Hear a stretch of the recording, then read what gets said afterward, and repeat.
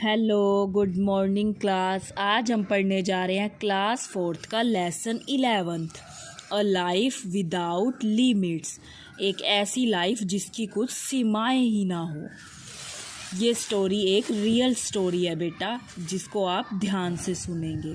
देखिए, today we are going to read a story about a very inspiring lady who has beaten every hurdle in her way to achieve what many of us can only dream of.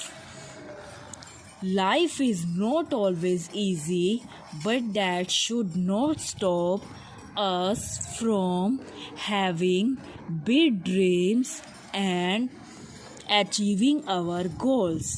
Think about your dreams and are they easy to achieve? What comes in your way to reach your goals? How do you think? How can overcome your difficulties so that you too can turn your dreams into reality? अब इस paragraph में बेटा वो क्या कह रहा है, देखिए। वो कह रहा है कि आज हम आपको क्या पढ़ाने वाले हैं, क्या बताने वाले हैं। एक ऐसी लेडी के बारे में बताने वाले हैं जिन्होंने अपनी लाइफ में बहुत अचीवमेंट्स हासिल की हैं, यानी कि बहुत बड़ी बड़ी चीज़ें हासिल की हैं इन्होंने अपनी लाइफ में। और एक ये रियल स्टोरी है बेटा, ये असली कहानी है एक इन लेडी के बारे में, जिनके सामने बहुत ज़्यादा कठिनाइयाँ आई अपने सपनों को पूरा करने के लिए। बहुत प्रॉब्लम्स आई, लेकिन ये कभी घबराई नहीं, क्योंकि इन्होंने जो सपने देखे थे, इनका मानना था कि मैं अपने सपनों को पूरा कर कर ही रहूँगी, चाहे मेरे रास्ते में कितनी भी तकलीफ़ें, कितनी भी प्रॉब्लम्स क्यों ना आ जाएं। तो इन्होंने ऐसा ही सोचा था और इनके रास्ते में बहुत बड़ी बड़ी कठिनाई आई, लेकिन इन्होंने अपने सपनों का पीछा कभी भी नहीं छोड़ा। इन्होंने तब तक मेहनत करती गई जब तक कि इन्होंने वो चीज़ें हासिल ना कर ली हों। इसलिए बेटा, हमें भी अपने सपनों को पूरा करने के लिए खूब मेहनत करनी चाहिए और कभी ऐसा घबराना नहीं चाहिए कि ये चीज़ तो मुझे आएगी ही नहीं। अपने सपनों को पूरा करने के लिए हमें लगातार मेहनत करते रहना चाहिए और कभी भी घबराना नहीं चाहिए, जैसे इन लेडी ने बहुत मेहनत की थी। देखिए, she is the daughter of an army officer. ये जो है एक आर्मी ऑफिसर की क्या थी, बेटी थी। The wife of an army veteran and the mother of two, and her list of achievement with astonished you. अब वो कह रहा है कि वो एक आर्मी ऑफिसर की बेटी थी और पत्नी किनकी थी, एक आर्मी वेटरन की, जो कि बहुत कुशल थे आर्मी में, बहुत ही अच्छे थे वो भी। और मदर किसकी थी, ऑफ 2 बच्चों की वो मदर थी। And her list of achievement with astonished you. और अगर उनकी अचीवमेंट्स की बात की जाए कि उन्होंने लाइफ में कितनी बड़ी बड़ी चीज़ें हासिल की, तो ये सुनकर तो तुम क्या हो जाओगे, हैरान हो जाओगे कि इन्होंने अपनी लाइफ में बहुत सारी अचीवमेंट्स ली थी। She is an entrepreneur, a social achievement and a restaurant, a beauty queen. She is an accomplished swimmer, a rally driver and a biker, an athlete and an adventurer. She is Arjun Award and an Olympic, and she achievement all this from a wheelchair. वो कह रहे हैं कि वो क्या थी, एक संस्थापक भी थी, एक सोशल अचीविस्ट भी थी, मतलब कि समाज सुधारक भी कह सकते हो आप एक तरीके की, और बहुत अच्छी स्विमर भी थी, बहुत अच्छी ड्राइवर बाइकर भी थी, और बहुत अच्छी एथलीट भी थी, और भी कहीं बहुत बड़े बड़े एडवेंचरर काम किए थे इन्होंने, और ओलंपिक में भी इन्होंने बहुत ही अच्छा काम किया था। यानी कि इनकी बहुत सारी अचीवमेंट है। देखो इन्होंने कितने बड़े बड़े काम किए, और अर्जुन अवार्ड भी इनको दिया गया था। और ये सब इन्होंने किस पर अचीव किया था, एक व्हील चेयर के ऊपर बैठकर। मीन्स इनका तो जैसे हमें भगवान ने एक बहुत अच्छा प्रॉपर शरीर दिया है ना, इनके पास तो ऐसी बॉडी भी नहीं थी। मीन्स इनका अपर हिस्सा तो वर्क करता था, लेकिन जो लोअर पार्ट था बॉडी का वो काम नहीं करता था। ये सारी अचीवमेंट उन्होंने व्हील चेयर पर बैठ कर की थी, क्योंकि जो उनके पैर थे, जो लोअर एरिया था, वो वर्क नहीं करता था। आगे देखिए, no we are not talking about a super hero. नहीं, हम किसी सुपर हीरो की बात नहीं कर रहे, but close enough, this is the extra ordinary life story of Deepa Malik. इनका क्या नाम है? दीपा मलिक। हम किसकी बात कर रहे हैं? एक कहानी की बात कर रहे हैं, दीपा मलिक की कहानी की बात कर रही हैं, जो एक असाधारण व्यक्ति थी, जिन्होंने बहुत सारी अचीवमेंट हासिल की थी एक व्हील चेयर के ऊपर बैठ कर ही। Deepa Malik was diagnosed with spinal tumour in 1999 at the age of 29th and the doctors gave her 2 choices। उन्हें क्या हो गया था? एक स्पिनल ट्यूमर हो गया था। स्पाइनल ट्यूमर क्या होता है बेटा? जैसे कि रीढ़ की हड्डी में ट्यूमर हो जाना। और डॉक्टर ने उन्हें क्या दी थी? 2 चॉइसेस दी थी, डेथ, या तो उन्हें मरना पड़ेगा, या फिर और to live the rest of her life paralysed from waist down. या फिर डॉक्टर ने कहा था कि तुम्हारा लोअर पार्ट बिल्कुल काम नहीं करेगा। मीन्स उन्हें व्हील चेयर पर ही रहना पड़ेगा हमेशा, पूरी ज़िंदगी। या तो मरना पड़ेगा, या फिर जो उनका लोअर पार्ट है बॉडी का, वो पैरालाइज्ड हो जाएगा। मीन्स वो वर्क नहीं करेगा, काम नहीं करेगा। इस तरीके से वो जिंदा रह सकती थी। 2 ही चॉइसेस उनके सामने डॉक्टर ने रखी थी। At a time when her husband was fighting for Indian in the Kargil war. और ये उस टाइम की बात है जब उनके जो हस्बैंड थे वो कारगिल वॉर में युद्ध कर रहे थे देश के लिए। Deepa was fighting for her life. और जो दीपा थी वो अपनी लाइफ के लिए, अपने जीवन के लिए फाइटिंग कर रही थी, लड़ रही थी। आफ्टर 3 स्पिनल सर्जरीज, उनकी कितनी सर्जरीज हुई थी? 3 सर्जरीज हुई थी over a period of 14 years. 14 years के अंदर उनकी 3 बार सर्जरी हो चुकी थी।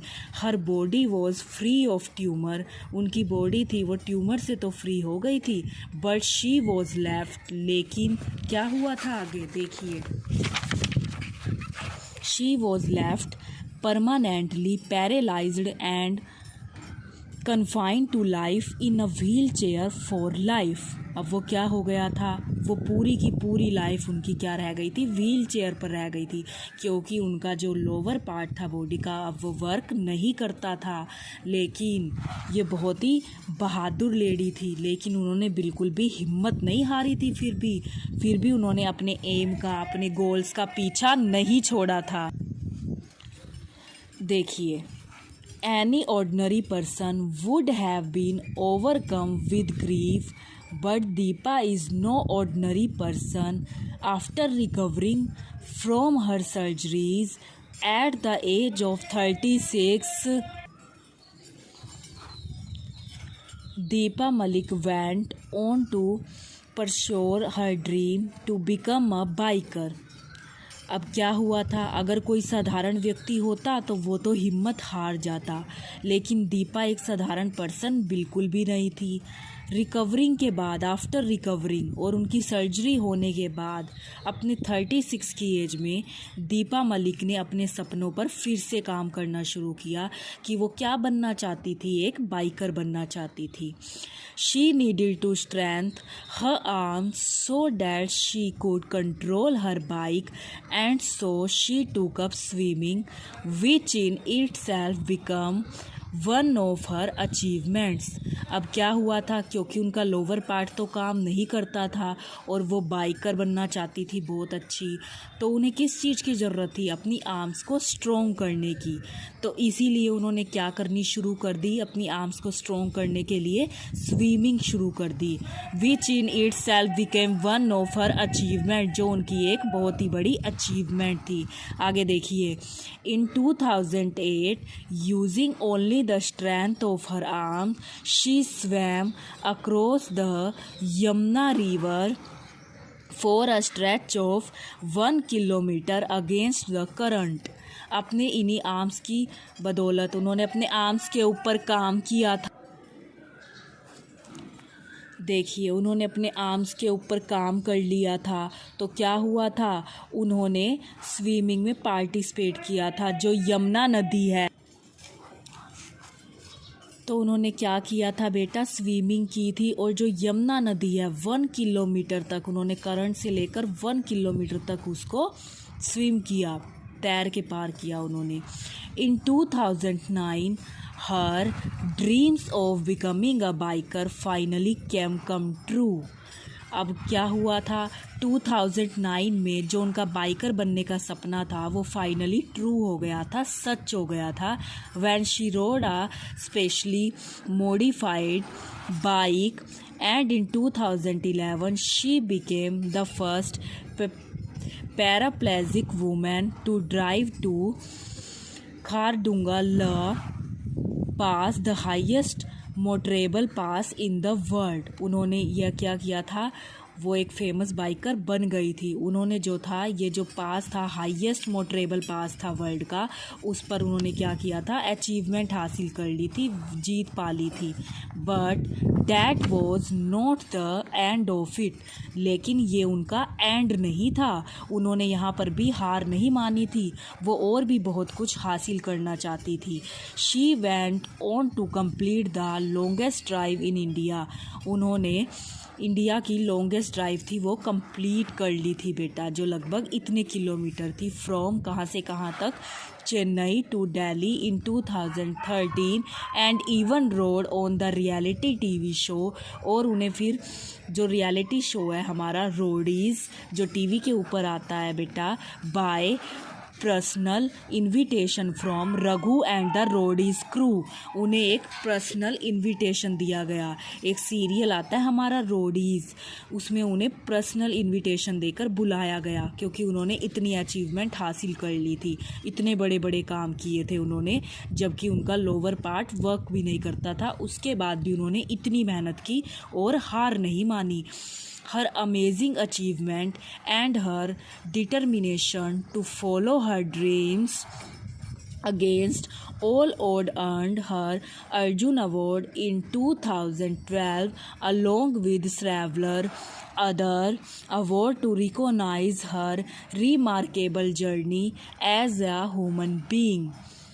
An average person would have been satisfied with these achievements alone, even with full use of their legs, but not Deepa Malik. She is an extraordinary person who knows that life has no limit। उन्हें Arjun award भी दिया गया और वो एक बहुत अच्छी biker भी बन गई थी, और उन्हें रोडीज से पर्सनल इन्विटेशंस भी आ गया था। इतनी अचीवमेंट के बाद भी उन्हें सेटिस्फेक्शन नहीं थी, वो और भी अचीवमेंट हासिल करना चाहती थी। अगर कोई नॉर्मल पर्सन होता जिसकी बॉडी भी फुल सही होती, वो भी इतने में सेटिस्फाई हो जाता कि मैंने इतनी चीज़ें अपनी लाइफ में अचीव कर ली हैं। लेकिन उनका मानना क्या था कि लाइफ हैज़ नो लिमिट्स, कि जीवन की कोई सीमाएं नहीं होती। वो और भी अचीवमेंट लाइफ में हासिल करना चाहती थी बेटा। Because of her determinations to strengthen her arms and shoulders to enable her to ride her bike, Deepa now had the upper body strength to participate in athlete competitions. उन्होंने अपने upper body के ऊपर ही, मतलब upper body का part ही काम करता था, उसी पर ही वर्क किया और एथलीट कॉम्पिटिशन्स में भी पार्टिसिपेट किया। शी टूक अप जैवलिन, उन्होंने जैवलिन कॉम्पिटिशन्स के अंदर भी पार्टिसिपेट किया। Discus throw and shot put, excellent at all three and winning several medals at both national and international athlete events. अब उन्होंने क्या किया था, ओलंपिक में भी पार्टिसिपेट किया था, जैवलिन में भी किया था, और उन्होंने इसमें बहुत सारे मेडल्स भी जीत लिए थे। नेशनल लेवल पर भी मेडल्स हासिल किए थे और इंटरनेशनल लेवल पर भी।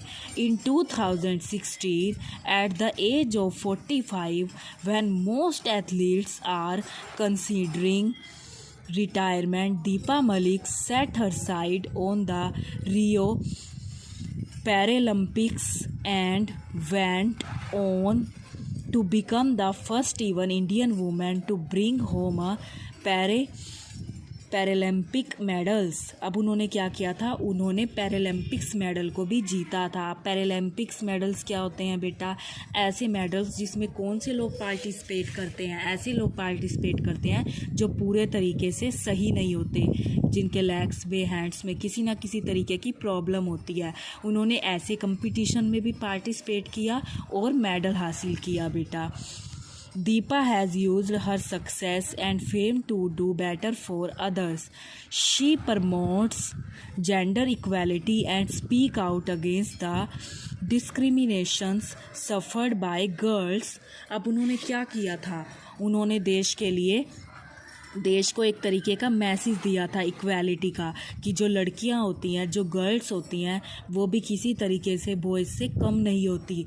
देखो उनको इतनी प्रॉब्लम होते हुए भी उन्होंने कितनी ज़्यादा अचीवमेंट अपनी लाइफ में हासिल की थी बेटा। आगे देखिए। एंड enthusiastically promotes the बेटी बचाओ बेटी पढ़ाओ save daughters educate daughters campaign. उन्होंने क्या किया था, बेटी पढ़ाओ और बेटी बचाओ कैंपेन भी ज्वाइन किया। As a physically disabled women herself, Deepa helps men and women with disabilities to secure jobs and earn their own livelihood. Her involvement in accessible Indian campaign has led her to school and colleges across the country where she conducts workshops on inclusive education, making people more sensitive towards disabled people and para sports awareness. Several corporate organizations rely on her advice to make their offices and business more inclusive for different level staff and clients. Based on her input, India's sports policy now includes the provisions of inclusive sports facilities and actively encourages para sports persons. Deepa personally assists people with disabilities to take up athlete and adventure sports. She has been responsible for transforming India into a more inclusive society, and her work in this field has earned her many awards like the Women Transforming India Award in 2006. अब उन्होंने अलग अलग तरह से भी लोगों को जागरूक करना शुरू किया। उन्होंने बेटी बचाओ बेटी पढ़ाओ कैंपेन में भी अपना वर्क किया। उन्होंने जो डिसेबल लोग होते हैं उनके लिए भी वो एक मिसाल बनी, उनको भी उन्होंने जाकर समझाया और कैंपेन अलग अलग तरीके के कैंपेन उन्होंने शुरू किए जिससे वो लोगों को जागरूक कर सके कि वो भी अपने सपनों का पीछा ना छोड़े, वो भी जीवन में जो चाहते हैं वो अचीव कर सकते हैं। उन्होंने और बहुत सारे जो अवार्ड थे वो अपनी लाइफ में हासिल किए। Deepa is an inspiration to us all young and old alike. वो सभी के लिए क्या है, एक हमारी आइडल है, एक हमें बहुत अच्छी सीख देती हैं। चाहे कोई जवान हो चाहे कोई बूढ़ा हो, सबको उनसे शिक्षा मिलती है, प्रेरणा मिलती है। हर journey has not been an easy one, and yet she refuses to allow anyone to focus on her disabilities or the hardships that she faces. Despite her paralysis, Deepa decided to pursue a dream that gains very little support for others, but she followed it determinedly. Her story shows us that no matter how difficult our lives may be, if we have enough determinations to chase our dreams, then nothing can stop us. अब उन्होंने क्या कहा, life में तो उनकी भी बहुत सारी प्रॉब्लम थी, उनकी तो पूरी बॉडी काम भी नहीं करती थी और उन्हें लोगों से पूरा सपोर्ट भी नहीं मिला था। कहते हैं ना कि लोग तो हमें आगे बढ़ने से, बहुत सारे लोग ऐसे होते हैं जो आगे बढ़ने से रोकते हैं। सबको लगा था कि दीपा कुछ कर ही नहीं सकती और अब तो ये चल भी नहीं सकती तो ये कुछ अचीव भी नहीं कर सकती, तो इन्होंने उन लोगों की तरफ ध्यान ना देकर सिर्फ अपने ड्रीम्स को फॉलो किया और उनके लिए उन्होंने बहुत मेहनत की और जिसके लिए उन्होंने क्या की, बहुत सारी अचीवमेंट हासिल की। उन्होंने अपनी लाइफ में इतनी अचीवमेंट हासिल की कि अगर कोई नॉर्मल पर्सन भी होता तो वो भी अपनी अचीवमेंट से सेटिस्फाई हो जाता, लेकिन उन्होंने तो एक के बाद एक बहुत सारी अचीवमेंट अपनी लाइफ में हासिल की, जो हम सब के लिए क्या है, प्रेरणा देने वाली हैं, जिससे हमें ये सीख मिलती है कि हमें तो भगवान ने इतना अच्छा बनाया है, प्रॉपर बॉडी भी दी है, वो पूरी तरीके से ठीक नहीं थी। जब वो अपनी लाइफ में इतनी अचीवमेंट हासिल कर सकती हैं बेटा, तो हम तो प्रॉपर सही है, हम भी अपनी लाइफ में जो चाहे उसको प्राप्त कर सकते हैं, लेकिन उसके लिए हार्ड वर्क की ज़रूरत है और कभी भी किसी चीज़ से घबराना नहीं चाहिए, उस चीज़ को फेस करना चाहिए। तो ये दीपा मलिक के बारे में बहुत ही अच्छी स्टोरी थी बेटा, ये बहुत ही अच्छी बातें हमें दीपा मलिक के बारे में पता चली, जिससे हमें ये पता चला कि हमें भी मेहनत करनी चाहिए और अपने एम को कभी भी छोड़ना नहीं चाहिए। आई थिंक ये आपको अच्छे से समझ आई होगी। अब आपको ये पूरी स्टोरी बेटा अच्छे से पढ़नी है। Thank you, have a nice day.